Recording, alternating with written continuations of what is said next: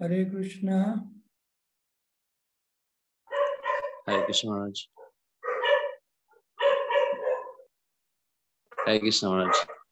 My obeisances.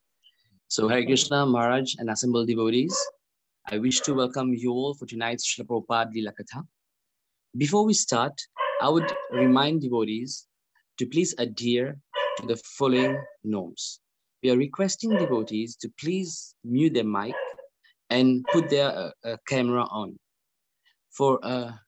We request devotees also, if they have questions or comments, to please click on the virtual hand so that we may allow devotees to ask their questions. The videos of tonight is being recorded and also live on Facebook. So tonight I am so incredibly honored to have among us His Holiness Bhakti Bhagvat Swami Maharaj. It is our third session for the Zoom online Srila Prabhupada Lila Katha. Maharaj is the founder of Bhaktivinoda College of Education and Culture. Maharaj has also been serving in Mayapur and Vrindavan and conducting loads of educational classes all around the world. So welcome Maharaj for tonight's class. Hare Krishna. So the floor is yours. So thank you all very much for allowing me to do some service today. Today we're going to discuss a brief summary of the third chapter of the Srila Prabhupada Lilamrita, and then I'm going to contribute to the discussions from other features of Srila Prabhupada in relation to Srila Bhaktisiddhanta Saraswati Thakur. Is my audio all right for everyone, like the volume? Yes, Maharaj. Okay, fine. So in order to do that, I'm going to read from Bhagavad Gita as it is, where Prabhupada offers a beautiful purport mentioning himself in relation to Srila Bhaktisiddhanta Saraswati Thakur. Om Namo Bhagavate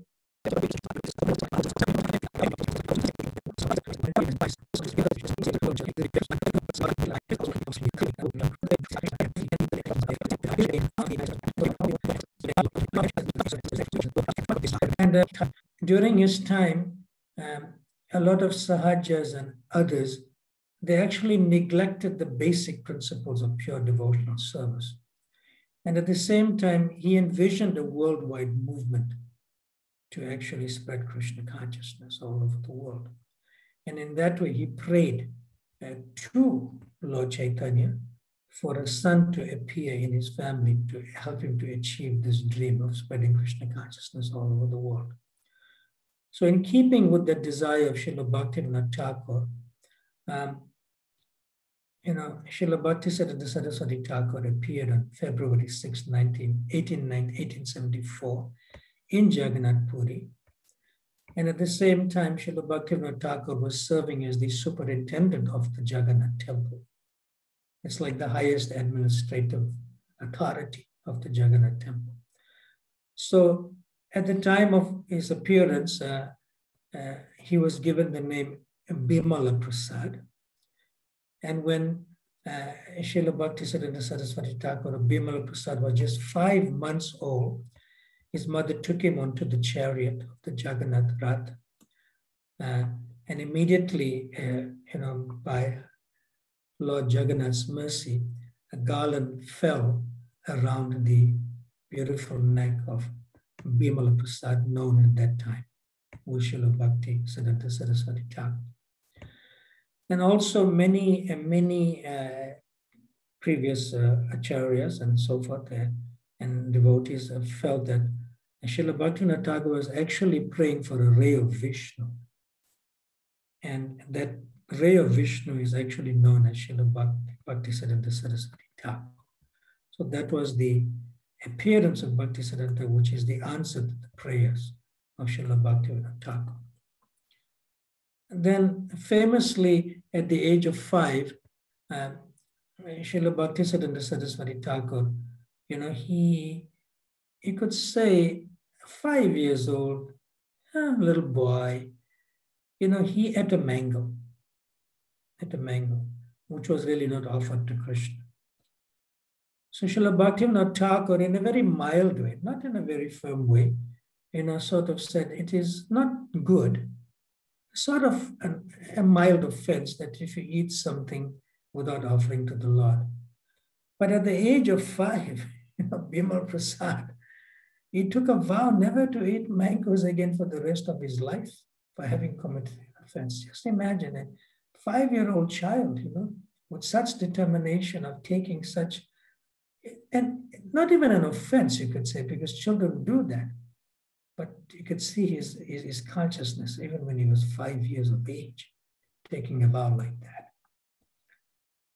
And at the age of 7, Bimala Prasad, Srila Bhaktivinoda Thakur, he memorized all 700 Sanskrit verses of the Bhagavad Gita.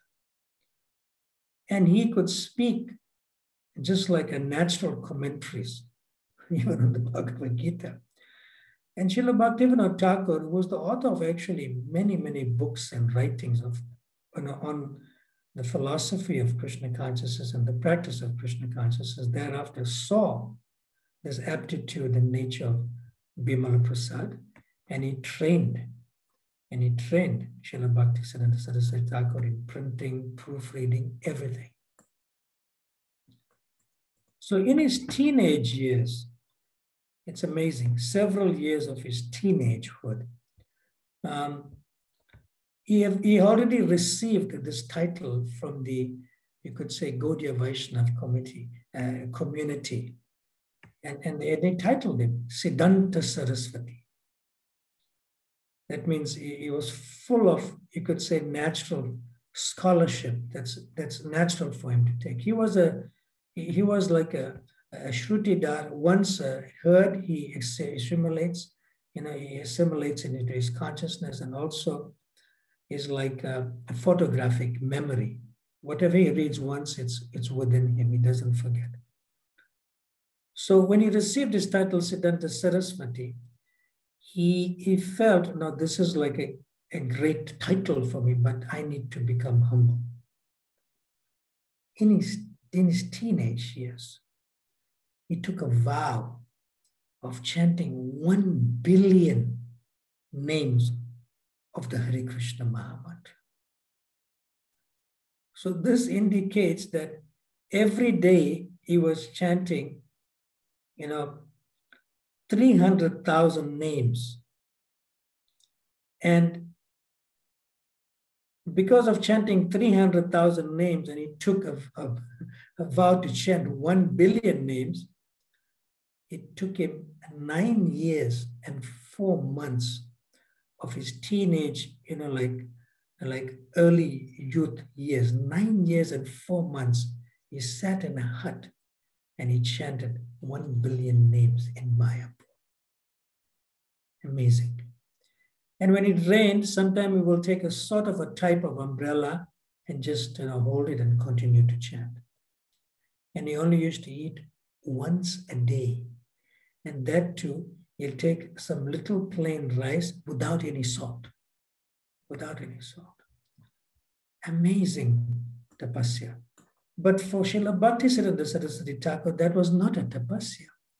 Because he was like sort of, in a way, in inverted commas, eating the holy names by hearing. That was his actual prasad.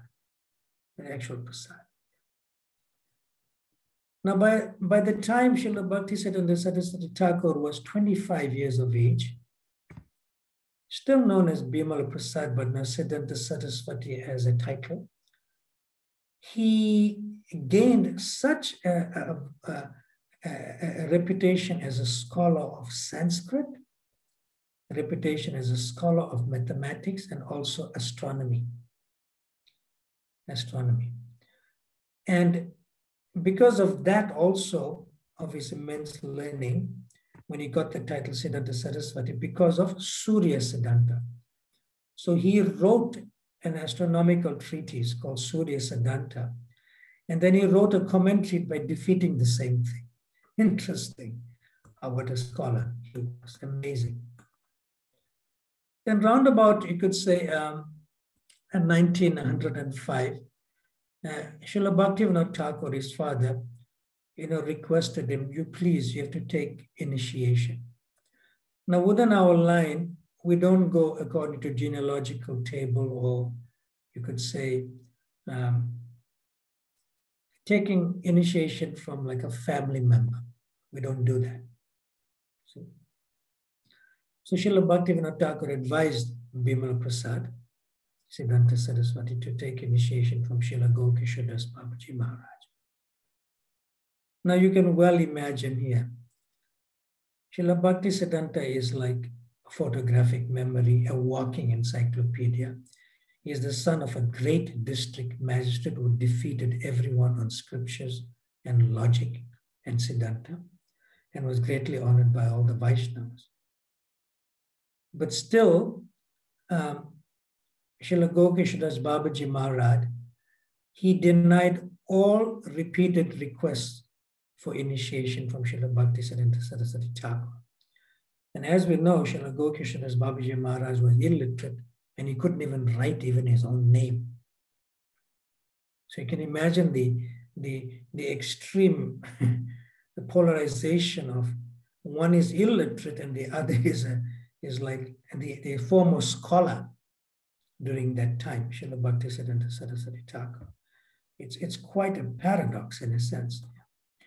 So eventually, when Srila Bhaktisiddhanta Saraswati Thakur was not getting any response from Gokisha Das Babaji Maharaj, he decided it's not worth living. So he decided to literally give up his life. So when Gokisha Das Babaji Maharaj heard this through proper sources, then he said, okay, now I accept and understand why you have this determination that you decided to even give up your life. So then he got initiated by Srila Gokisha Das Babaji Maharaj. And satisfied with the humility and the dedication of his highly educated disciple, Gokisha Das Babaji Maharaj, upon the request of Srila Bhaktisiddhanta Saraswati Thakur, said, please give me an instruction. And that instruction from Gokisha Das Babaji Maharaj to Srila Bhaktisiddhanta was, you must preach the absolute truth and don't do any other work. That's your exclusive service. And we can see that Srila Bhaktisiddhanta Saraswati Thakur proved himself a very capable assistant as a result, in the missionary desires and work of his father, Srila Bhaktivinoda Thakur. At other times, Srila Bhaktisiddhanta Saraswati Thakur used to describe himself as a fallen soul. And sometimes he used to actually request his disciples for blessings. And he used to say that, I'm so fallen, but Krishna has sent you all to me to purify me. To purify me. And therefore, in that sense of feeling very fallen, Srila Bhaktisiddhanta Saraswati Thakur, he didn't really allow even children, even small children, and even his disciples to actually touch his feet. He didn't really allow that to happen. And we know he's known as the lion or Shimha Guru. He was in preaching, he was like hard as a thunderbolt. But in dealings with his devotees and disciples and so forth, he was as soft as a rose. And Srila Bhaktisiddhanta realized that the holy name is non-different from Krishna. And therefore, he used to give that specific instruction. He used to say, you should chant and hear simultaneously to achieve the perfection of your life. Now, there's one nice pastime, very short.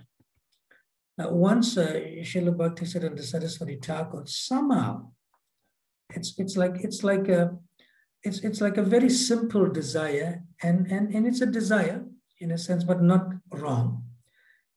He desired to honor some milk, which entered his consciousness. And immediately after the desire that he wanted to have some milk, he realized, this is my sense gratification. Just imagine a simple thing like that. And he regretted his desire.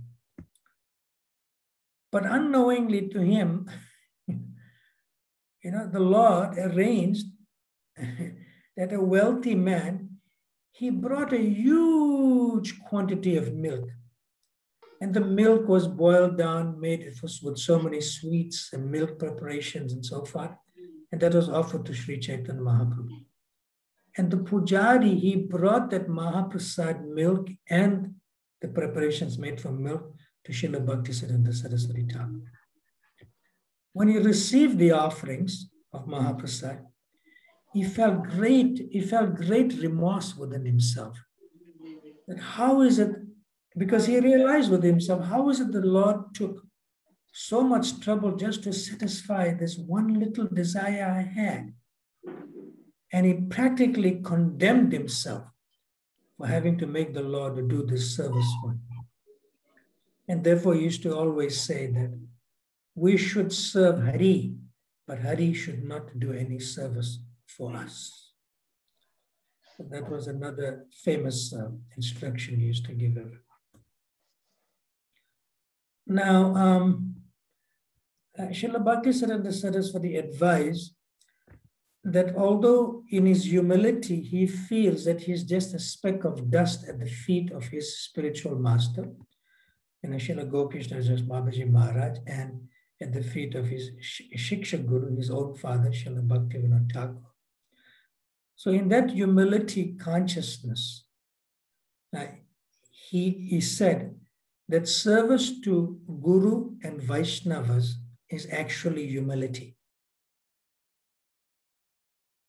Service to Guru and Vaishnavas is actually humility. He said, if anybody wants to live the verse where you should tie as a necklace around your neck, Trinadapi Sunechena Taroriva Sahisnana Amanena Manadena Kirtanya Sadahari. So when he was asked the question, how to live this verse, he said, service to Guru and Vaishnavas is Trinadapi Sunechena. So that's how it's. And at the same time, he said, we should not show humility and become subordinate to non-devotees, and especially to non-devotees who are like the envious Ravanas.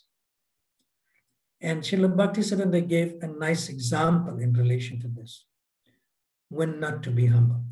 He said, just like Hanuman's burning of Lanka is real humility, although it cannot be seen like that immediately. Why? Srila Bhaktisiddhanta Saraswati Thakur said, because Hanuman was ready to do anything to serve the Lord, even burn Lanka. He said that is humility. Now, he was so strong and bold as a preacher that Srila Bhaktisiddhanta Saraswati Thakur used to always come out victorious in all debates from any opposing non-Vaishnavas, especially caste Brahmanas and Mayavadis who are like Nirguna Nirakari, like the Lord is no form. Yeah. So at one time, he was invited to Kashi. And Kashi is like, is like the stronghold of the Mayavadis, stronghold place of the Mayavadis, for a debate with this Nirguna Nirakaris who feel that the goal of life is impersonal, merging with God and becoming the Supreme. Okay.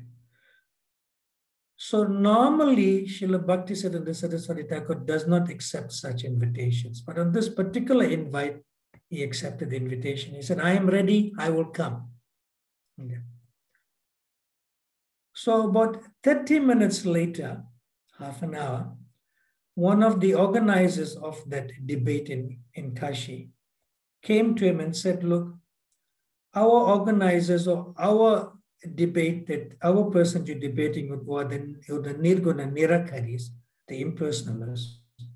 They said that when you debate with us, you must never refer to Srimad Bhagavatam. So Srila Bhaktisiddhanta Saraswati said, okay, I'm ready. I won't refer to Srimad Bhagavatam.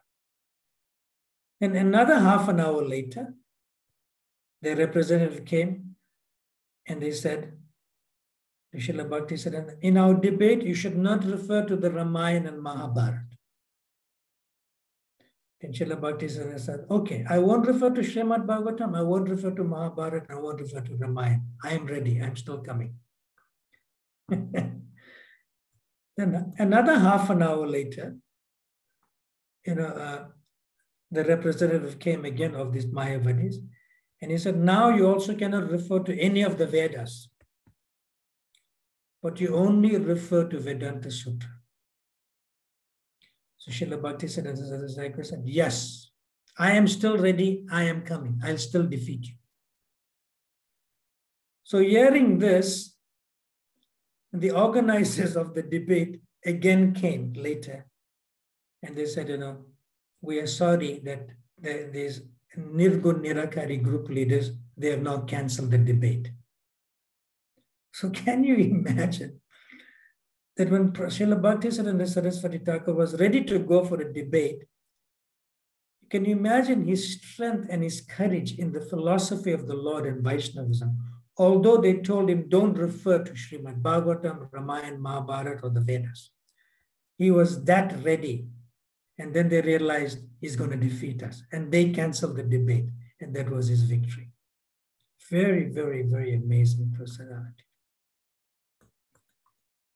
There's one little exchange about donations from Srila Bhaktisiddhanta Saraswati Thakur.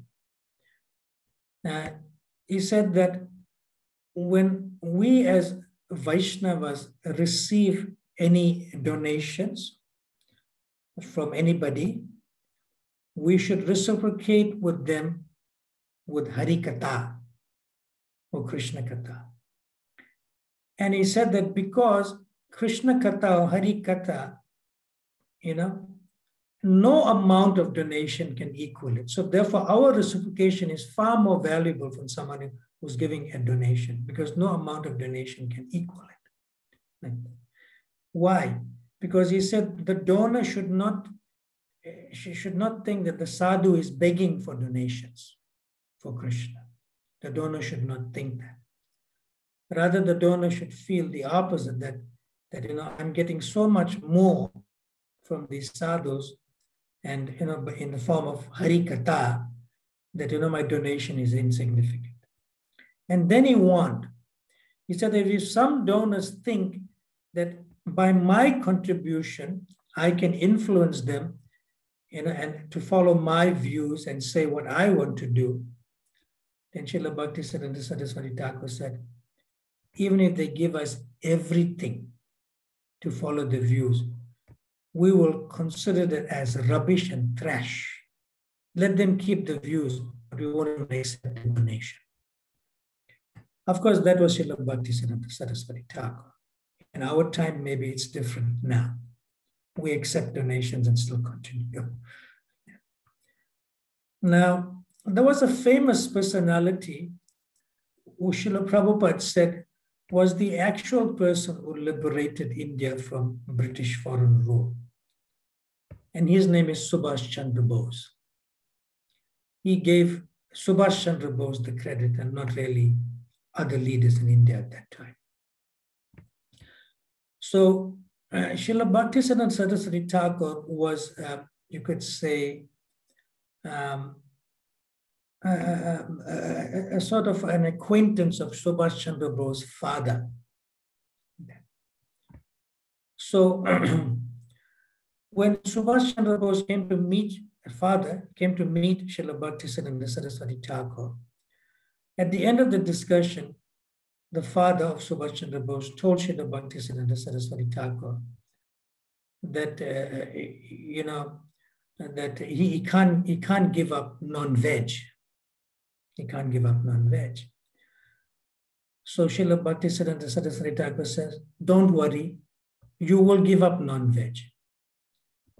So he asked, how?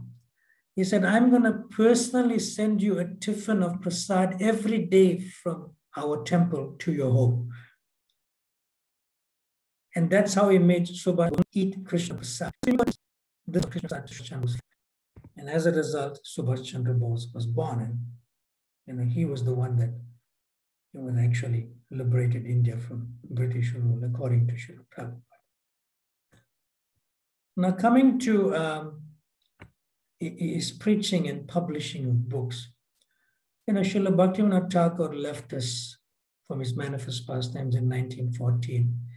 And then Srila Bhaktisiddhanta Saraswati Thakur inherited his father's journal as the editor of Sajana Toshini.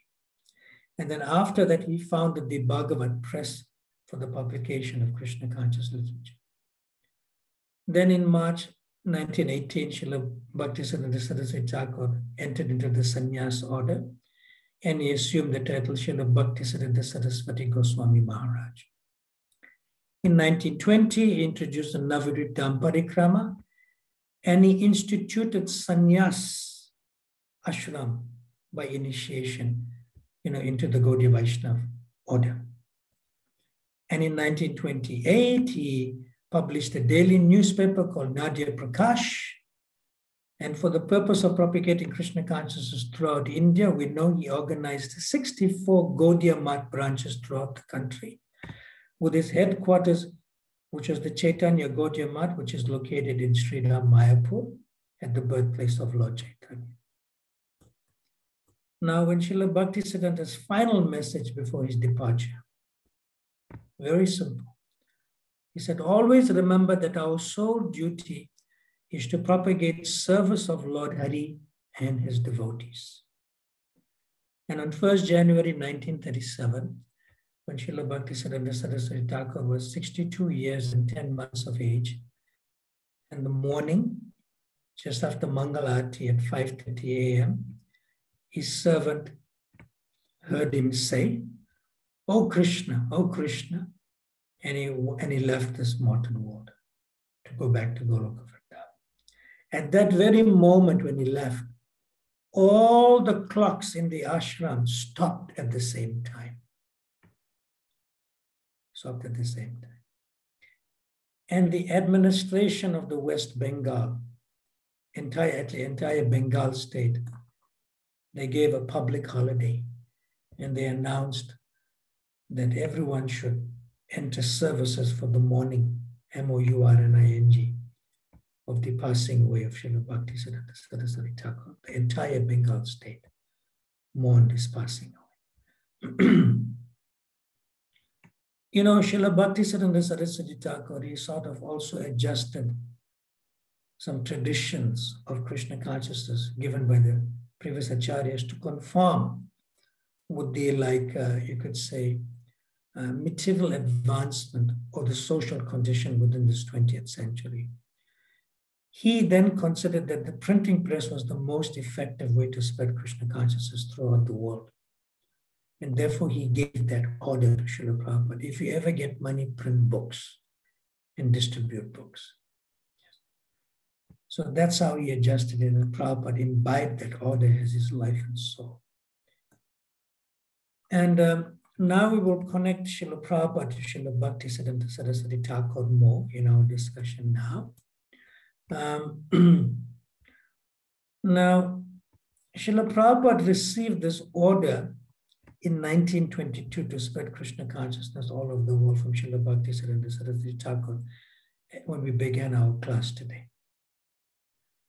But from 1922 to 1933, before he got initiated, he was the main congregation active supporter and serving in the Gaudiya Math. Wherever he was, whether it's in Bombay for his pharmaceutical business or in Allahabad, he was actively serving the Gaudiya Math, especially in the association of the sannyasis and leaders at that time. Now, although Abai became a formally initiated disciple in 1933, when Srila Bhaktisiddhanta Saraswati Thakur gave him the name Abai Charanara Vindadas. Yeah. But Srila Prabhupada says something else. In a class on Srila Bhaktisiddhanta Saraswati Thakur's appearance day, on February 15, 1971 in Gorakhpur, Srila Prabhupada beautifully says, in 1933, I was initiated officially. But actually, I was initiated in 1922, when I first met my Guru Maharaj. Why? Because he said, from 1922 to 1933, I was always in the presence or thinking of His Divine Grace, Srila Bhaktisiddhanta Saraswati Thakur. And therefore, you get that famous words of Srila Prabhupada, that my spiritual master is always by my side. That was way from the first meeting, 1922. So he felt he was already initiated, so he practically urged his disciples to form a joint governing body commission to manage the Gaudiya Math in his absence. However, Srila Bhaktisiddhanta Saraswati Thakur passed on January 1st, 1937.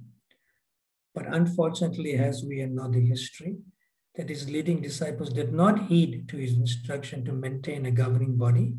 And as a result, the Gaudiya Math as a united preaching organization gradually, sort of disintegrated. And we know Abhay Charana Ravinda Das, however, remained faithful to the vision of Srila Bhaktisiddhanta Saraswati Thakur. And by Srila Prabhupada's mercy, our Srila Prabhupada, Krishna consciousness became a worldwide movement. And Srila Prabhupada accepted the renounced order of life sannyas, getting the name Bhaktivedanta Swami Maharaj. And in 1965, he traveled to New York City. And from there, preaching Krishna consciousness in the English language, founded the International Society for Krishna Consciousness, established the Governing Body Commission, which continues to manage the movement since his departure in 1977. So we can see that by Srila Prabhupada's efforts and seriously following the order of his Guru Maharaj Srila Bhaktisiddhanta Saraswati Thakur, even after Srila Prabhupada has left his manifest presence, manifested through his Vani, through us, Srila Prabhupada's followers are continuing the work, practically speaking, of Srila Bhaktisiddhanta Saraswati Thakur throughout the world. And what is that? Srila Prabhupada, we know for us, especially in ISKCON, that Srila Prabhupada is the dearmost disciple of Srila Bhaktisiddhanta Saraswati Thakur. And Srila Prabhupada used to say that I have no ability. I am only simply following the instructions of my Guru Maharaj. And it is only by his mercy alone that I am able to do everything. So we can see that humility of Srila Prabhupada in relation to his Guru Maharaj's instruction. He became the object of the full compassion and mercy of Srila Bhaktisiddhanta Saraswati Thakur. And just in 11 short years, Srila Prabhupada initiated 5,000 disciples, established 108 temples, created many farm communities, gave over 2,200 lectures all over the world, wrote over 7,000 letters to his disciples and well-wishers, recorded 20 albums, and wrote over 72 volumes of books. And with all these, in relation to pleasing Srila Bhaktisiddhanta Saraswati Thakur, Srila Prabhupada still had time to even sit every night, besides writing books for his personal reading, and as much as, to just say, he even had time to play with little children. And therefore, Srila Prabhupada used to say, all this has happened is not my strength. It is simply the potency of my Guru Maharaj, His Divine Grace, Srila Bhaktisiddhanta Saraswati Thakur. All right. I could take questions or comments now, and then I could conclude with more things from Srila Prabhupada about his Guru Maharaj, which is not exactly in the Lila Amrita chapter 3. So it may be paraphrased another way, but we can conclude with that later on. So now we can leave some time for comments and questions. Please go ahead. Thank you, Maharaj. So we request devotees to please click on their virtual hand if they have any question or comment. Thank you. Hare Krishna, Hare Krishna. Krishna. Okay, Ajay Chaitanya Prabhu, can you unmute your audio and ask the question? I can see the hand. Krishna Maharaj. Hare Krishna. Thank you for this nice presentation. Just a little question regarding the initiation of Srila Prabhupada. In Prabhupada Lambi treatise mentioned 1932. In certain books it is mentioned 1933. Prabhupada said 1933. Okay, yeah, okay. But it's not like an issue because it's just the date that you're trying to confirm, right? Yeah. But Prabhupada said he was already initiated in 1922. Right. I quoted that now. It's amazing, and not many people know that. In that Vyasa Puja address in Hamburg. It's amazing. That he accepted him in 1922 when he felt defeated. Yes. Anything else for now, Ajay Chaitanya Prabhu? Yes, Maharaj, also a little confusion again. What I read in different places, some say that his Divine Grace, Bhaktisiddhanta Saraswati Maharaj, was the only disciple of Gurukshuradas Babaji Maharaj. And certain places say that he was one of the few disciples. Which one is correct? Well, I would say as a Bhajana Nandi, Srila Gokishadas Babaji Maharaj may have had some connection with people, with others. You know, he may have had, which I also heard, but they were not preachers. Okay. Well, Srila Bhaktisiddhanta Saraswati Thakur was the only Gostiya Nandi, a preacher, disciple of Srila Gokishadas Babaji Maharaj. So that's more important for us, that he is the only preacher disciple, irrespective of whether he had a few others, but they were not in that category. He was a Gostiya Nandi, not a Bhajana Nandi, Srila Bhaktisiddhanta Saraswati Thakur, coming from Gokishadas Babaji Maharaj's mercy and compassion. Good. Anything else? Come on. No, thank you, Maharaj. Okay, we have a Manita on the screen. I can see your hand. Hare Krishna Prabhuji, nice to I'd hear. like to thank Rasika Sindhu Prabhu to improving our interaction. I can see two screens. Thank you. Wonderful. By Merson guidelines, Maharaj. Tell us your question, Manita. That's the name I'm seeing. Yes. Yes. My question is not a question, but actually a request. Prabhupada ji went to New York, like big countries. So how he got to be in Mauritius and preach about Krishna in Mauritius, in a little island?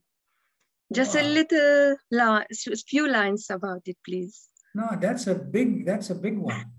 Not a few lines. Just curious a little bit. All right. I'll tell you from what I heard and know. Yes, please. Like I've heard from various sources, including I heard from His Grace, Srini Kirtan Prabhu, who's like our main, you could say, Prabhupada's visit to Mauritius authority here. And I also heard from Brahmananda Prabhu himself, who came with Srila Prabhupada to Mauritius. Yeah. Srila Prabhupada was invited by the Prime Minister of Mauritius, Ram Ghulam, the elder one, the first Prime Minister of Mauritius after independence. Yeah. I think it's Siu Sagar, how you pronounce it? Siu Sagar or something, right? Yes, Siu Sagar Ram. Yeah. So he was invited by the Prime Minister of Mauritius. And Srila Prabhupada took that seriously because he was the first executive head of a country that invited Srila Prabhupada. No other executive head of a country outside of India invited Srila Prabhupada. Yeah.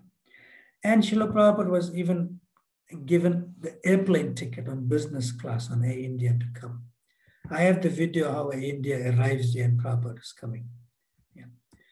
And one of the main persons who met Prabhupada from the plane coming in was Mr. Tilak, who sort of like was involved in giving us land in Krishna Balaram Mandir and also for Radha Golokananda Temple. Tilak, I'm getting the name right? Tilak. Yes. Yes, Maharaj. Yeah. I think it's Gautam Tilak, probably, something like that. Yeah. So that's how Prabhupada came to Mauritius. Yeah.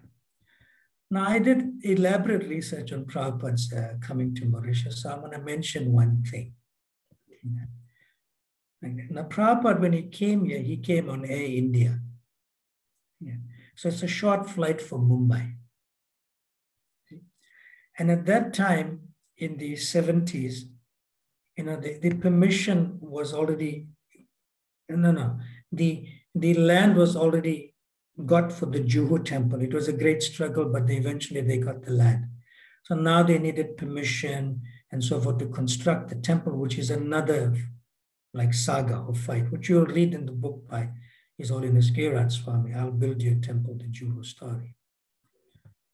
So I looked at some letters of Srila Prabhupada. Yeah. So in one particular letter, Srila Prabhupada wrote to Bhagavan Das, who was also involved in Mauritius previously after Prabhupada left. So Bhagavan was in charge of France. So Srila Prabhupada wrote him a letter that, in Mauritius, there's a good field and we also need French-speaking devotees. Can you please send? Because of the language. Yeah. And then also Srila Prabhupada indicated, in his talks that if you organize nicely in Mauritius, I will come personally and take up the preaching. Because it was a very short flight between Bombay and Mauritius, so he'll come personally. See? So he was actually saying like that in 1975, but I don't know, Srila Prabhupada winded up his manifest pastimes in 1977 and left. But he said that he wanted to come personally to actually do that. And then I found out, how did this come about that Prabhupada said it could be the first Krishna conscious country? So that came from two sources for me when I found out. One is from Sriniketan Prabhu himself, said yes, Prabhupada said that. And the other is Mahatma Prabhu said that Gautam Tilak also said that to him when Mahatma Prabhu was also serving here, that statement that this could be the first Krishna conscious country. And it's true, even up to today, it has that potential to become the first Krishna conscious country. Is that all right for now? Just a brief. Yes, Prabhuji, thank you so much. Okay. Next hand up somewhere. Or comment or question. Hare Krishna, Krishna Krishna, Hare. Maharaj, we have Vishwanath Prabhu's hand, which is up. We can request Vishwanath Prabhu to unmute and ask his question. Okay, Vishwanath Prabhu, tell us. Hare Krishna Maharaj. Hare Krishna. Thank you. Maharaj, I wanted to ask one question about Srila Prabhupada. Now, nowadays, we can see if we have to propagate Krishna consciousness, it is good to have someone in the political field. So why didn't Prabhupada prepare a devotee, a disciple, just to take charge of the country and then preach the Krishna consciousness? So my did question Prabhupada think in this way? My question to you, when are you going to enter the political field?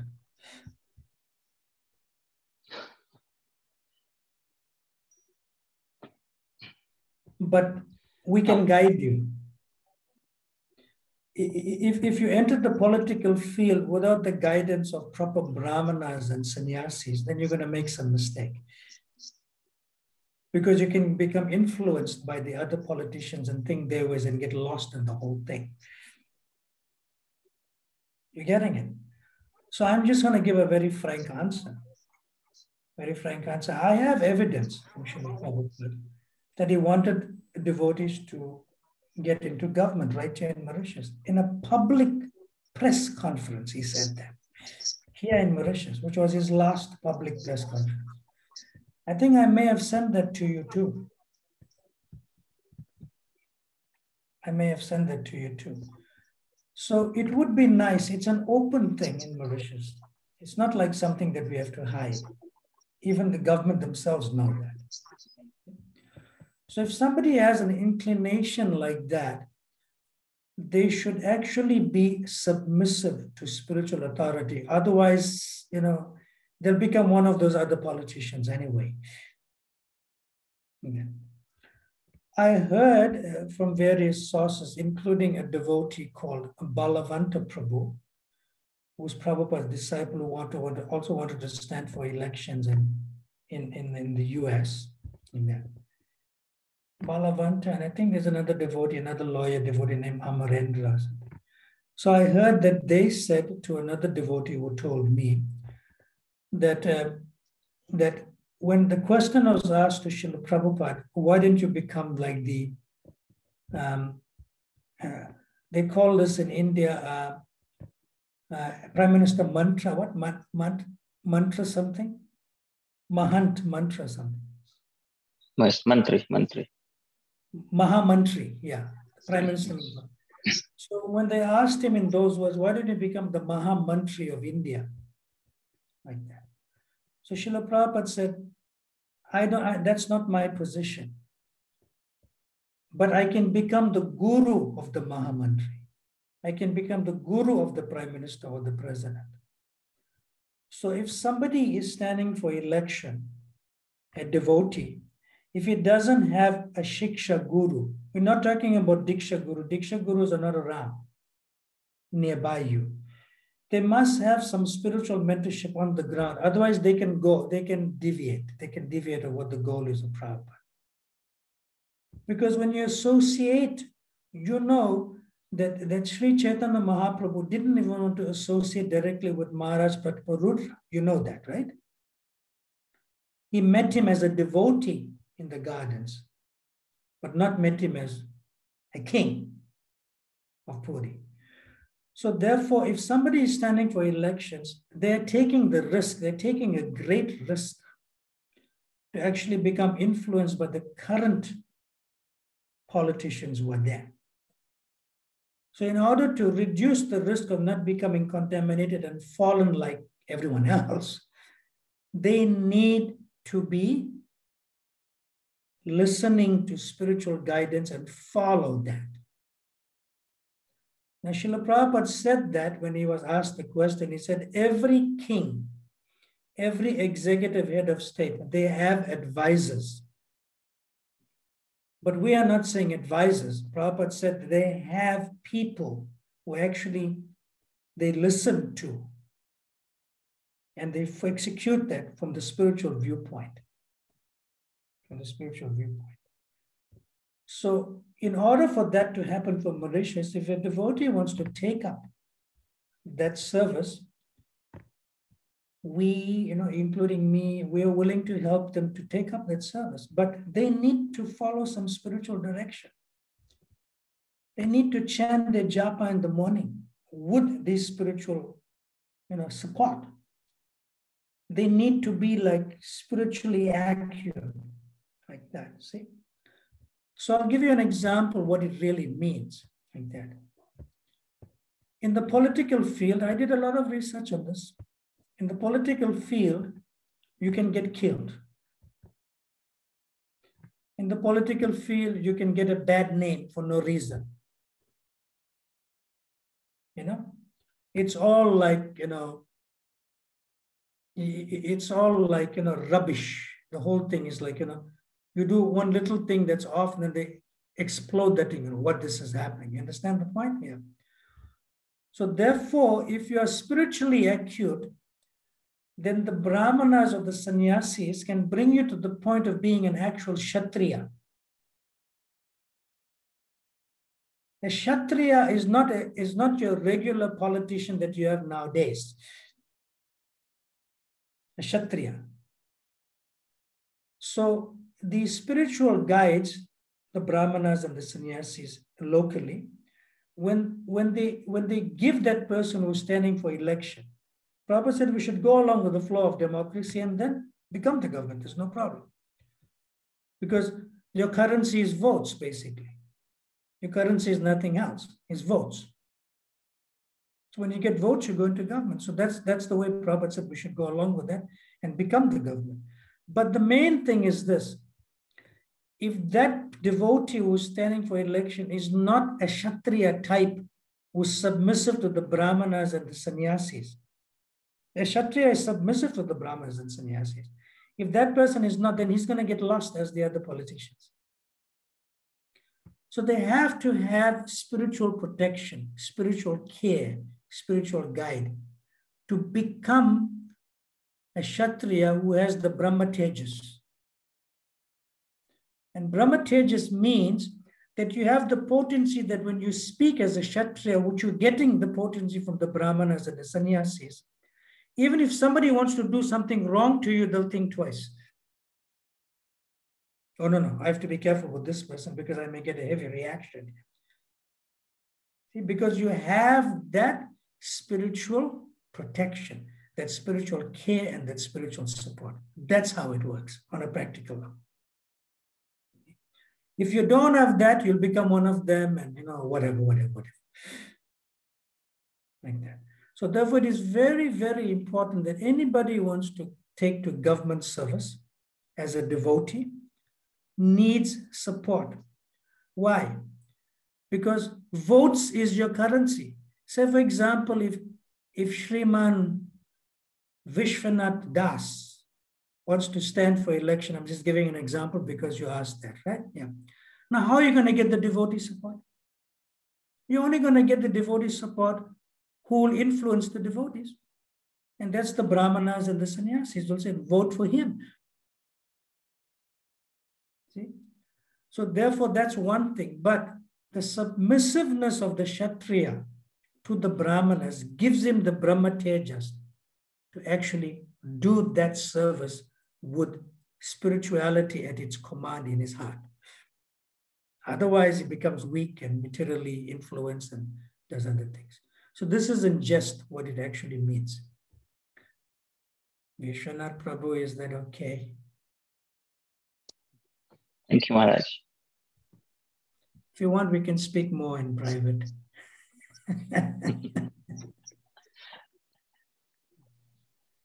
Nice question. This is to actually fulfill Srila Prabhupada's dream, Prabhupada's desire to make Mauritius first a secular country. And I think it's a very wonderful thing and a good question that you asked. It could be there. Yes, Maharaj. In fact, also it is the last instruction of His Holiness Bhakti Swami Maharaj. This is what he instructed before he left. Who? So, my Guru Maharaj, His Holiness Bhakti Swami Maharaj. Because that's instruction of Srila Prabhupada. It's coming from Srila Prabhupada to Bhakti Swami to you. That's fine. But you should understand the instruction is for everyone. It's not only for the disciples of Bhakti Swami. You understand the point? Yeah. So we are a team, we are a community to deal with this. That's important. And they have to have this spiritual protection and care around them. Otherwise, you don't change your around, you're gone. You're gone.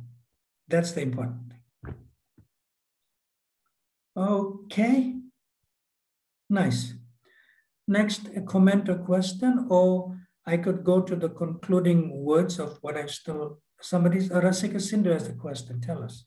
Hare Krishna Maharaj, we have one question from a devotee who wants to be kept as anonymous. So the question is the devotee on Zoom or what? Yes, on Zoom. So tell him to be personal. Come on to Zoom. Okay. Then I can feel the consciousness of the question, just like how Vishwanath asked a question and how Ajay Chaitanya Prabhu asked a question. I can feel the consciousness of the question. Okay. Are they so shy or? Yes. I need to know.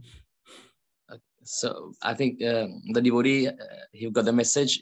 He'll revert back. I'll take the second question.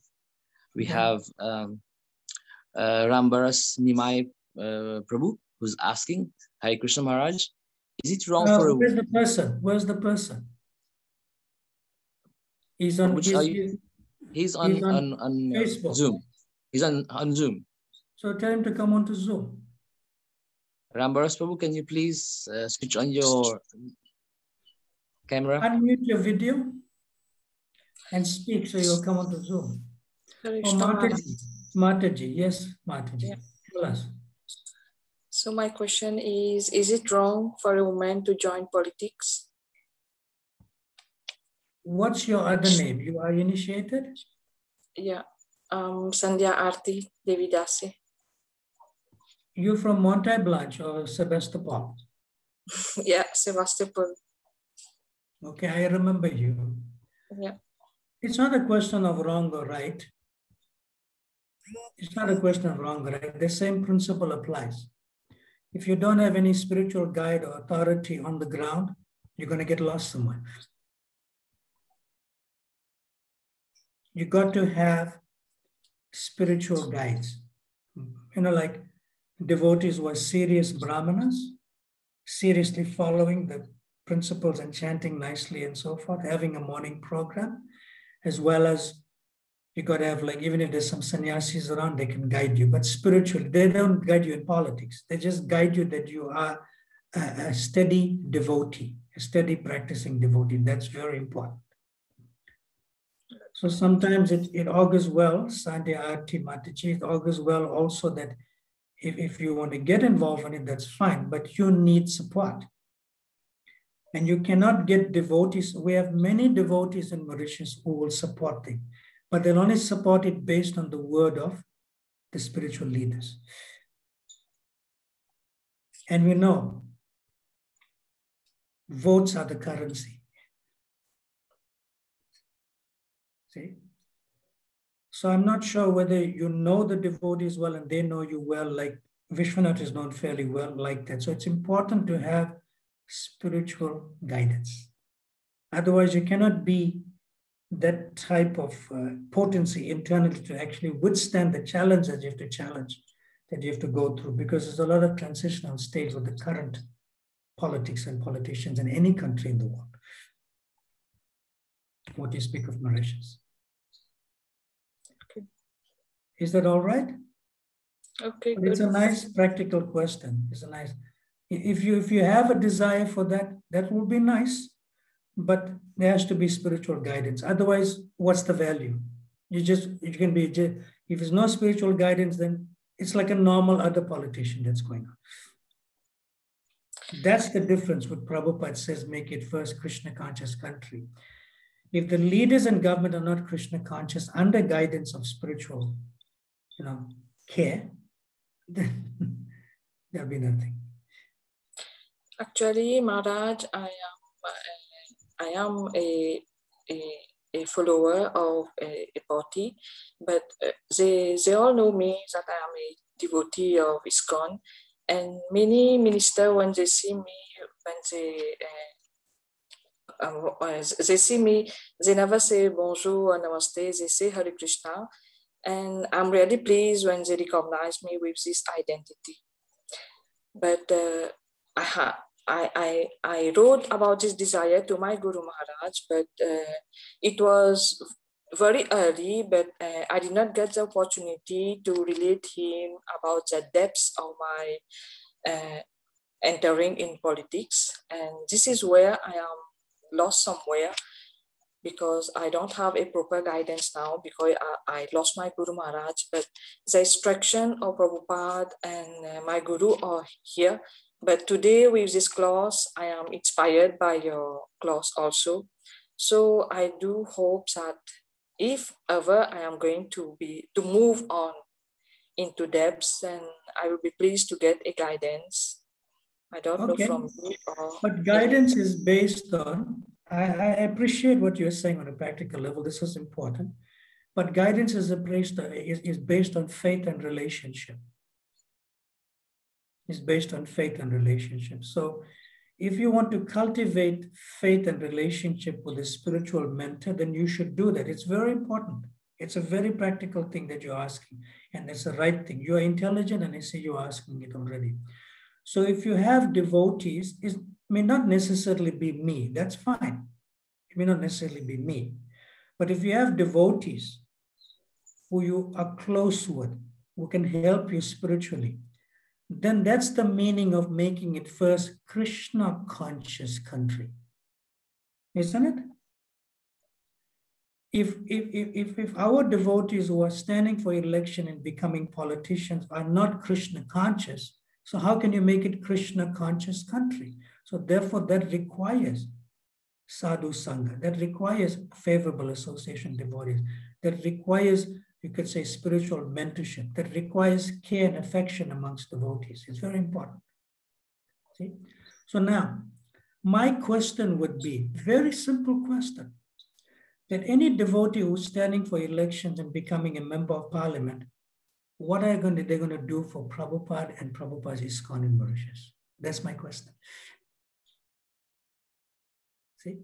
So if you're not connected to the devotee and devotee communities, you're not going to get votes, because that's the vote. The votes is your currency to get elected.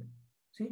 And those votes you're only going to get from the leaders, from the temple presidents who influence the congregation, from the sannyasis who visit, and from the brahmanas and, like the Namahata leaders. You understand that? That's how you're going to get your votes. And you have to reciprocate by getting the votes as your currency by helping the spreading of Krishna consciousness in Mauritius. You don't have to be part of ISKCON to do that, but you have to be an affiliate of ISKCON to actually help ISKCON. See? So that's very important. So my question to, like, even when Vishwanath Prabhu was nicely asking, and now Sanjay Arti, hear you. So now, if you get involved, even as like a president of the village, how are we helping the cause of Srila Prabhupada? How are we helping to please Srila Prabhupada? Or for that matter, to help to please Srila Bhakti Charu Maharaj? You understand? How are we helping that? So it's not that, the devotees will vote for one devotee to become a member of parliament and suddenly he forgets the devotees and he's got like lost with the other politicians and doing whatever they do and not even, not even serve the people nicely. That's not going to happen. It's not going to happen. So therefore, the cause is important of why we're doing this. So therefore, one has to have the protection and care and be surrounded by Sangha, by devotee association. Very important to keep ourselves. Actually, if we don't have association of devotees, we can go a little bit, it's like we have to keep our sanity, because you're going into an area that you can be very easily influenced with other things. And it's very easily you can be influenced with other things. So we need to keep our balance in the association of devotees and always be sober in Krishna consciousness. Wonderful. I appreciate what you are asking, and also with Vishwanath. So if you want to say more, you're welcome. Please go ahead. Thank you, Maharaj. Okay. If you like, we can meet in person also. No, that's good. We can meet in person after the lockdown is over. Sure, Prabhu. Thank you, Lord. Okay. You're welcome. Hare Krishna. Next question. Yes, Maharaj, we have Mother Saki Brinda who's ready to ask a question. Saki Brinda, where are you? Hare Krishna, Maharaj. Hare Krishna. I can't see you. I'm here. Right. Okay. Yes, nice. I was an anonymous person. I'm sorry. So my question was, why is the appearance day of Srila Bhakti Saraswati Thakur is simple compared to that of Srila Prabhupada? Why is what? Vyasa Puja. The appearance day of Srila Bhakti Saraswati Thakur is quite simple compared to Srila Prabhupada. So then you should go to the local temple and make it even more nicer.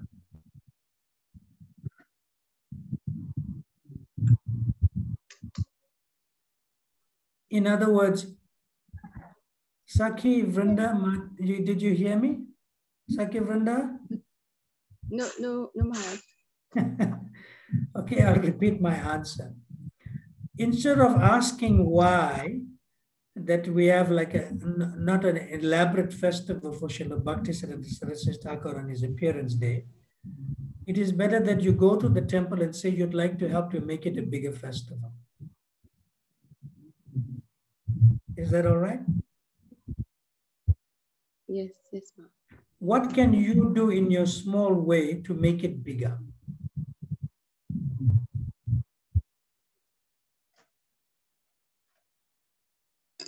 Have I answered your question? Yes, Maharaj. Maybe the temple and the temple thank you, Maharaj. the temple and the temple managers, they may need help. They may need financial help. They may need service help. So if you can make it bigger, nobody's going to stop you or your team. It would be nice, actually, if you can elaborately, celebrate Srila Bhaktisiddhanta's Vyasa Puja. It would be wonderful. Prabhupada would be pleased. Is that okay, Sakhi Vrinda? Yes. Yes, thank you, Maharaj. Thank Okay, you. You are small connection problem. Thank you. Okay. Next question, if we have. Manita Mataji, you can unmute and go on. I don't have a question, Prabhuji. I just have a comment actually in the Mataji question about the politics. The Prime Minister in New Zealand, actually, she's a woman and she believes in Krishna conscious. So this is an example of her. I've heard about her videos, Nice. and she talks about Bhagavad Gita. Yes. Wonderful. Okay. So that's encouraging for Sandhya Arti. That's nice. That's encouraging. Good. Next question, if we have. Kevala Bhakti Prabhu, please unmute and ask you. Hi, Krishna Maharaj. My humble obeisances. All glories to Srila Prabhupada. All glories to Prabhupada. Thank you for this class. Just on this topic of political engagement by devotees, I was hoping you could elaborate more on Srila Prabhupada and how he was able to know how to deal with politicians. Like you just spoke very nicely about how he was received nicely in Mauritius by the Prime Minister or invited. And there's also that famous interaction he had in Paris when he was received by the mayor at City Hall. And when given the opportunity to speak, he basically smashed the politicians and told them that, unless you're seeking to promote God consciousness, then you're not doing your job as politicians. So he, knew when to be heavy and when to be soft. I was hoping you could just elaborate more on this, on how Srila Prabhupada engaged with different political leaders, and if there's any lessons we can learn from that. Yes. This book by His Holiness Giraj Swami, which is like, I'll Build You a Temple, the Juhu story, gives elaborate, you could say, interactions of Prabhupada with politicians, including the Prime Minister of India, including Indira Gandhi at that time, and other Prime Ministers of India. So it is kind of important that the circumstances in different countries are different. It's different. Like in Mauritius, it's open. Every politician knows that Prabhupada said it should become first Krishna conscious country. The current politicians, the current Prime Minister knows that. So it's different. It's an open thing here. Whereas in other countries, you cannot be so open because they may close the movement down. See? So Prabhupada was a little careful in dealing with time, circumstance, and country and consciousness of the people. So we can learn the principles from Prabhupada and then discuss how to practically apply in each situation. Like, for example, I'm on this Zoom right now, and I'm open about Mauritius. And I'm in Mauritius. And I'm not a citizen of Mauritius, but the government is very kind to me. They have kept me here for over a year. And they're nice people. The government are nice people. But what Vishwanath Prabhu is saying and what Sanjay Arti is saying is that, there's some inclination for devotees to stand for election, and we are actually encouraging that here, openly also. Yeah. Even if you have to stand for election with going with one of the major parties, fine, go ahead and do it. But you have to be really spiritually fixed also, not to be like deviated from your spiritual principles and become one of them. So that's an important factor. So therefore, that needs the association of devotees. For the US and other places there, I think, devotees like Balavanta Prabhu and Amarendra and others who were involved in sort of standing for election, I think in Florida somewhere at one time during Prabhupada's time or something like that. Maybe if you want to connect with them for the side of the Western world on that side, they'll probably give you more insight in that, which I'm not aware of how Prabhupada dealt with that. I'm fully aware of how Prabhupada was sort of having this desire for first Krishna conscious country in Mauritius. That I can speak on. Is that all right for now, Kevala Bhakti Prabhu? Yeah, that's great, Maharaj. Thank you very much. You're welcome. But we want to offer the whole world at Prabhupada's lotus feet and ultimately to the Panchatattva and Radha and Krishna. Why not? on that question, when Kevala Bhakti Prabhu asked, I just want to say one more thing. Okay. We should not expect every citizen of every country to start chanting Hare Krishna. We should not expect that. That's not going to be really possible. But what should be known clearly in my research in this field with Prabhupada's instructions and for any country is that the more people of any country recognize that the true, you could say, brahmanas or spiritual leaders are the Hare Krishna devotees who are following nicely. Not that those who are not following nicely should be accepted, but those who are steady in the Krishna consciousness should be accepted. Should be accepted. For example, like if in any country, whether they are Muslim or whether they are Christian or whether they are Hindu or whether they are Buddhist or whether they are atheist, but if they accept like the true brahmanas and the true sannyasis for advice, then that's how things are going to change in a country. That's how it's going to change in a country. So I'll give you one experience of mine when I felt like that at that time thereafter. I may have said this before, but I had this interaction in other countries also, but I'm just giving this one interaction. I was distributing books in Jomo Kenyatta Avenue, who was the first president of Kenya.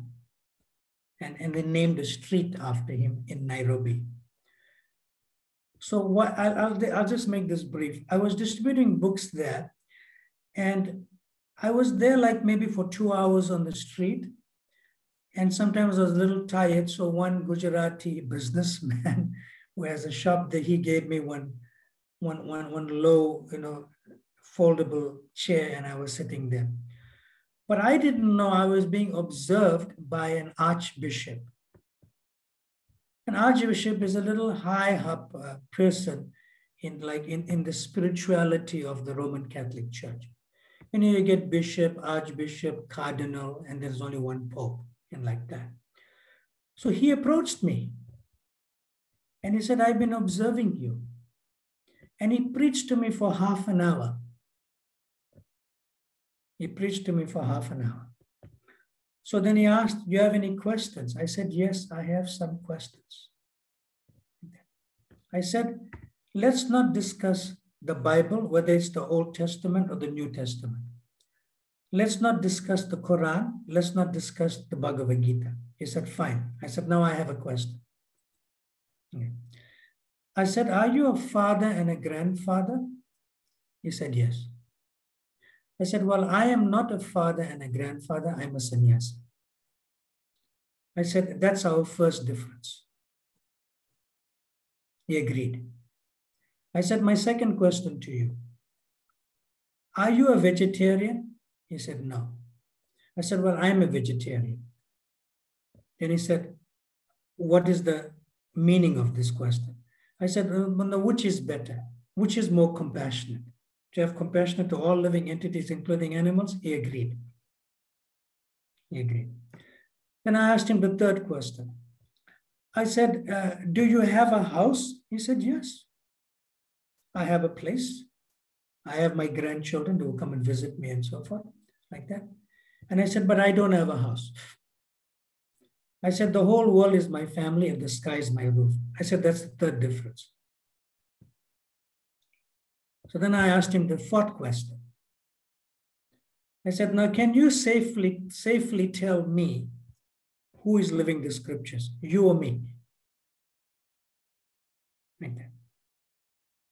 So he said, I agree that you are living the scriptures more than me. And I said, fine. I said, I can also cheat you. I said, you come and live with me for 3 days and you see how I live. First live with me for 3 days and you see how I live.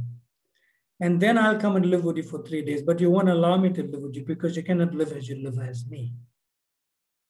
See? He understood. So therefore, when the bishops and the cardinals and the church ministers and the Maulanas and the muftis from the Muslim faith accept the sannyasis of ISKCON as spiritual mentors for the entire society, then they will understand how Mauritius can become first Krishna conscious country.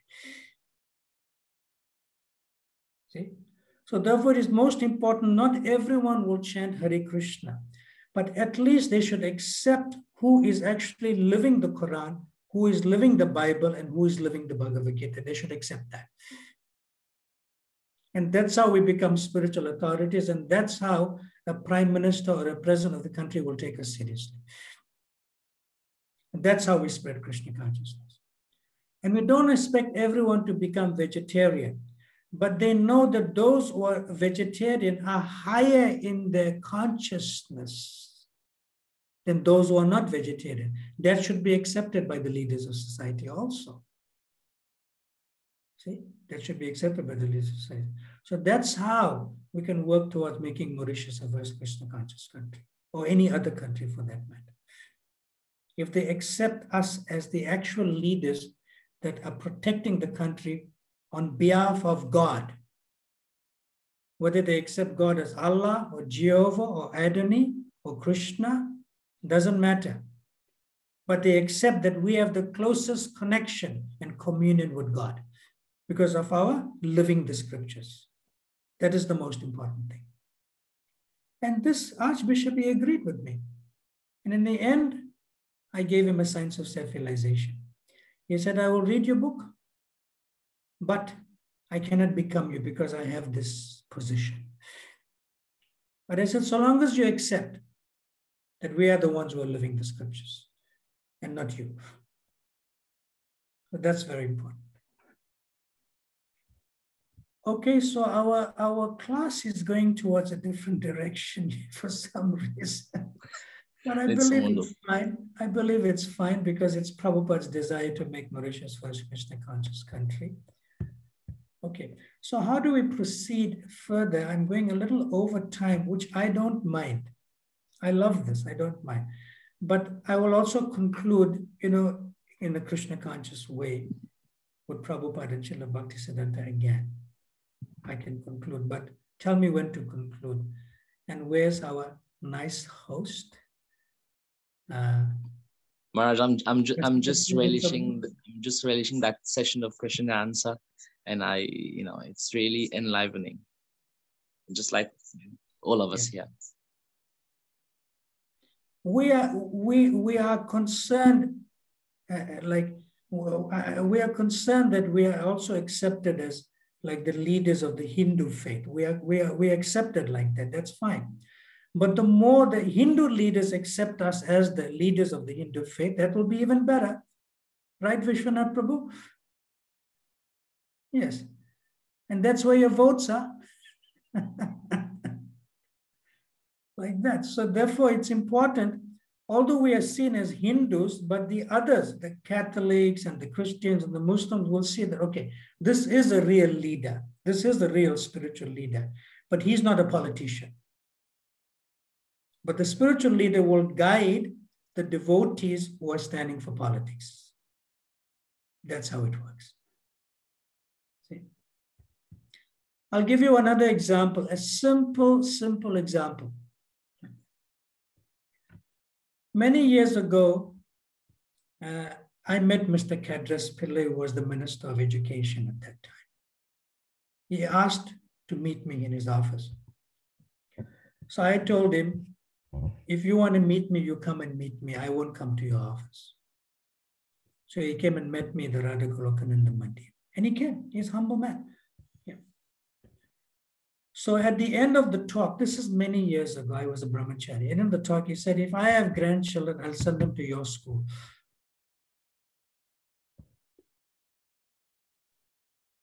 So we're not just talking about devotees standing for politics. We're talking about changing the propaganda machine of how people think through education. And that's Prabhupada's books. And that's Prabhupada's books. So therefore, any devotee who is standing for election or something should know that we are not there to just be politics. We are there to change the consciousness of the people through education. And education is your main propaganda machine. Therefore, we have to have our own schools.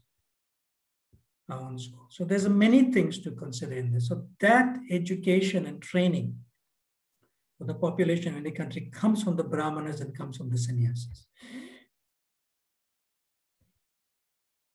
Very, very important. And he understood that perfectly. He's a very favorable man. He's a very favorable man. So we're not talking about past politicians or current politicians or future politicians. We're talking about exactly what Prabhupada wants. Very important. So when even the other population groups accept us as spiritual leaders, then everything becomes nice. Okay. You can see I have a sort of a spiritual, you could say, feeling for this in relation to making Mauritius a Krishna conscious country. Rasika Sindhu Prabhu, how do we Yes, Maharaj. proceed? We have Hari Mohan Prabhu who's having one question. Hari Mohan Prabhu, how are you? Tell us your question. You have to unmute your sound, Unmute your sound.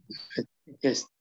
Yes, Maharaj, I am not able to resist to give other members also, other devotees on screen my realization. I was in politics as a members of the Central Committee, a member of the party politics. And as soon as my friend was defeated in the constituency where I reside, I joined the CCV, Centre Culturel Védique. Then we just opened the center here in Rosehill. And yes, there I met my Guru Maharaj, I met Bhakti Charu Maharaj. I asked him a question. I said, Maharaj, I was in politics, but now I am in ISKCON. I am a member of CCV. What must I do now with politics? Then Guru Maharaj gave me some instruction and also he advised me to stay in touch with politics. Good. You must not. You must stay in touch because in some cases we may need their help and we may need the support of politicians for our ISKCON. I said, okay, yes, Guru Maharaj, I will stay connected. Yes. In fact, I do not get involved so much in politics. I start my spiritual life in ISKCON with the support of Madhavendra Puri and many others. And then when we were having a problem with our temple construction to get the permit, etc., and I seek the support of some politicians, and with Prabhu Vijaydas, the temple president, we made some move and we get some result that facilitate our permit for the temple construction. Okay. And just after there is a general election, and I was a member of a political party, and the leader of the political party appointed me as the campaign manager of his appointed me as his campaign manager for where I reside here in the constituency. I became his campaign manager, and for the constituency for the two last general election. And with this position, I have been able to give support to many devotees. I can't make a list now, but when we'll meet again, I will tell you what. Finally, I realized what my Guru Maharaj instructed me, advised me. We have been able to get some result, positive result, and for this I'm very thankful to Guru Maharaj, to my Guru Maharaj. So I only wish to share with devotees, with others, what instruction I received and how this has helped, and I believe that this may help again in many circumstances, because in a country and in a society, politics may help, as Guru Maharaj instructed me, advised me. So I just wanted to share with you. Thank you. That's a wonderful experience, and devotees should know your experience also. Great. Yeah. Thank you, Maharaj. Yeah. However, I just want to comment on one thing. This is in general, not specifically when you were speaking, is that we should know, the more you become spiritually accurate, it's not that the politicians use us more for their gain. Yeah. We should know that, if we are giving them, the currency of votes, what are we getting in return to offer at Prabhupada's lotus feet? Yeah. So it's not that, some politician takes, takes like 100% goodwill from us and give us only 5% goodwill back. That's not going to happen. That's not going to be restricted in one committee, bigger. So therefore, it's very important to be spiritually based and spiritually steady for this to move, because the more we please Krishna by our own sadhana and by our own spiritual practices, the more Krishna will give more facility, and more facility can be offered by the lotus of the Prabhupada will offer to Krishna or to Bhakti Charu Maharaj will be placed. Good. Can we move along now on this topic? We should go further with our class, I think, which is a good thing in a way. However, where's our facility? Yes, Maharaj. We don't have more questions, so we can move with the... So I want to conclude, and then we can still take this topic in other forums and other ways. That's not, we could do that. It's very important to make this country first Krishna conscious country. Okay.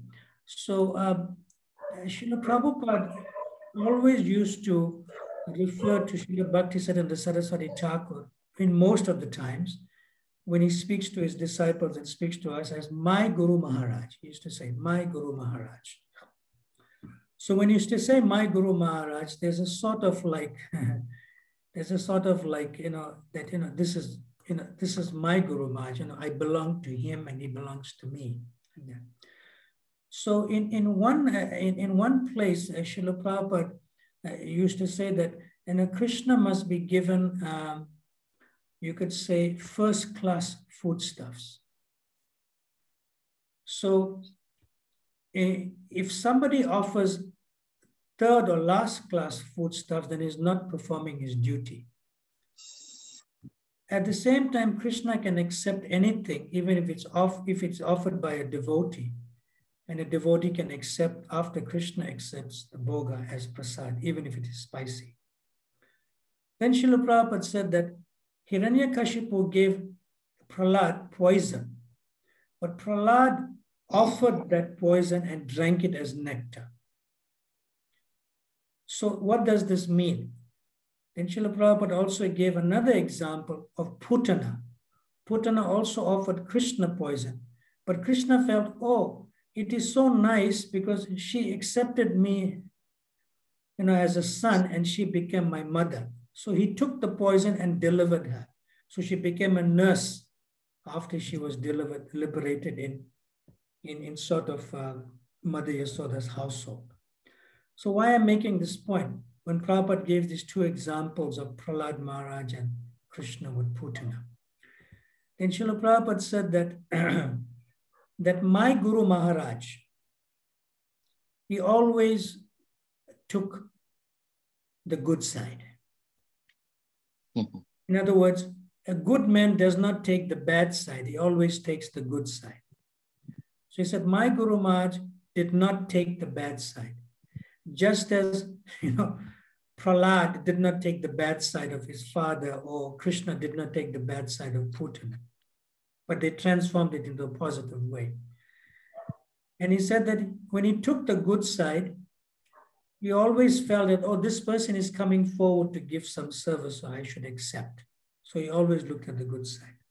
So that's what Prabhupada said we should learn from his Guru Maharaj.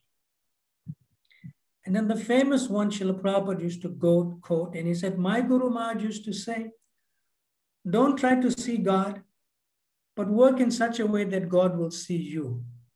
God will take care of you. You don't have to worry to try to see him. He will take care of it. So then Srila Prabhupada said in another lecture, we should try to be seen by Krishna, but don't try to see Krishna. Very nicely, Prabhupada put that. And then Srila Prabhupada said in another lecture in Los Angeles in July of 1970, he said, my Guru Maharaj used to say that saintly person should be seen not through the eyes, but through the ears. In other words, hearing from saintly persons. Very, very important. Yeah. And this is a wonderful and famous one from Srila Bhaktisiddhanta Saraswati Thakur. Srila Prabhupada recalls way back in 1966 in a lecture in New York, Srila Prabhupada says that the bona fide spiritual master feels that I am the disciple of my disciple. And Srila Prabhupada said, in a practical example I have seen in relation to me with my Guru Maharaj, that when he offered obeisances, when he said, when I offered obeisances, Srila Prabhupada offered obeisances to Srila Bhaktisiddhanta Saraswati Thakur. Srila Bhaktisiddhanta Saraswati also used to offer obeisances sometimes, and he used to say, Dasosmi, I am your servant. I am your servant. Very humble, Srila Bhaktisiddhanta Saraswati Thakur. And Srila Prabhupada was in the same humble humility also, in a very humble way in relation to his disciples. Now, here's something we don't really hear about Srila Bhaktisiddhanta Saraswati Thakur. One devotee, he asked, it's like a nice question. One devotee said that, Srila Prabhupada, Lord Chaitanya was very naughty. That, when the Brahmin girls used to go in the Ganga to take bath, they used to leave some of the other clothes that they put on when they come out of the water. So he used to go and steal those clothes. And that's who did this. So Lord Chaitanya said, I'm the supreme enjoyer. That's why I did it. So he was a little bit naughty like that. And the disciple asked Srila Prabhupada, when your spiritual master was a little boy, was he naughty? Like that? And Srila Prabhupada said, no, he was not naughty, not so much naughty.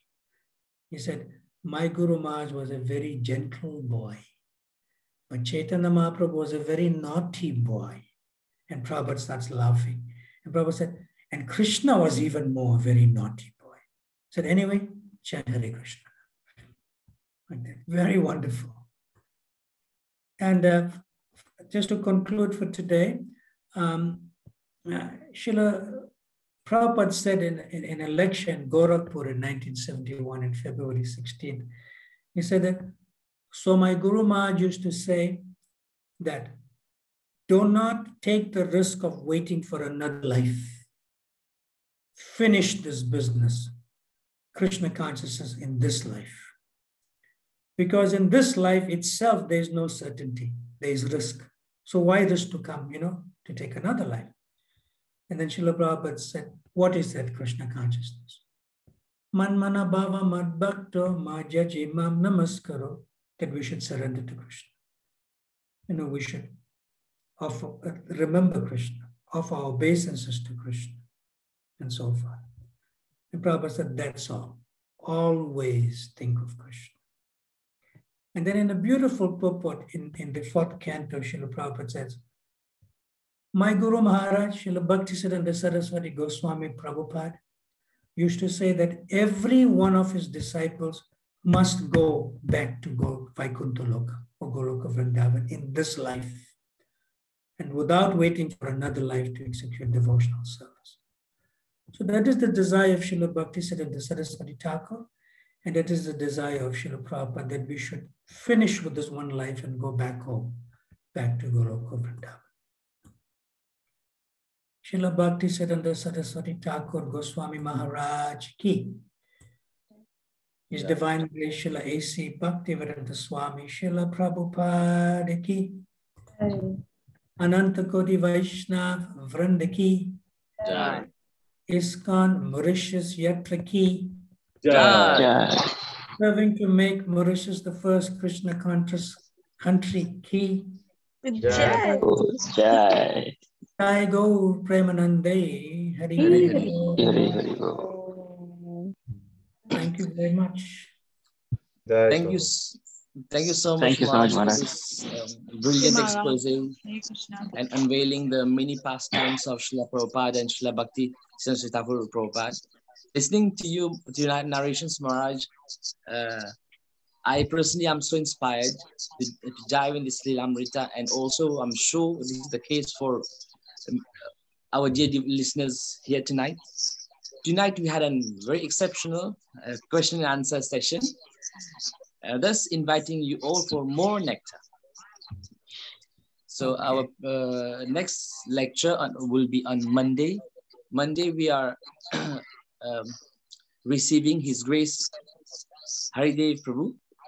Will be speaking on the next chapter, followed by a very special session with Mataji Siddhi Lalsa. Yes, it is. So Monday we're gonna have His Grace Haridev Prabhu. Please note that the session timings for Monday it's 8 p.m. to 9:30.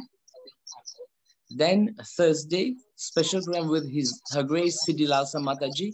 But this session will start a bit earlier. We'll start at 6:30 p.m. till 8 p.m. Then I think you have to change the time on the poster. Yes, Maharaj. We've changed the time. And then on Saturday, we will have His Grace Srinjai Prabhu. And the timing is 8 p.m. till 9:30 p.m. So dearest devotees, we thank you for being here tonight. Thank you, Maharaj, for this very interactive session tonight. And we enjoyed it a lot and we learned a lot for that. We will end by chanting one Mahamantra. I just want to say one thing, Yes, is that Nishingananda Prabhu, you invited him to also do Srila Prabhupada, he's from South Africa. He's a well-known devotee. So he's agreed to do it. So Ajay Chaitanya Prabhu has to liaise with him for a date and a time. Right, that's a good news. Nishingananda Prabhu. He's one of the amazing devotees and a close friend of mine. Yeah. All right, we'll chant Hare Krishna and then offer Vaishnava pranams and conclude for today. Yes, Maharaj. Hare Krishna, Krishna Hare Krishna, Krishna Krishna Hare Hare, Hare Hare Rama, Rama, Hare Rama, Rama Rama, Hare Hare. Vanshakapatarubhyascha, Pavanebhyo, Vaishnavabhyo, Namo Namaha. Anantakori Vaishnava Vrindaki, Prabhupada ki, Premanande, Hari Hari. His Holiness Brhad Bhagvat Maharaj ki. Thank you, everyone. So see you on Monday, 8 p.m. till 9:30. Hare Krishna. Stay safe. Thank you. Hare Krishna.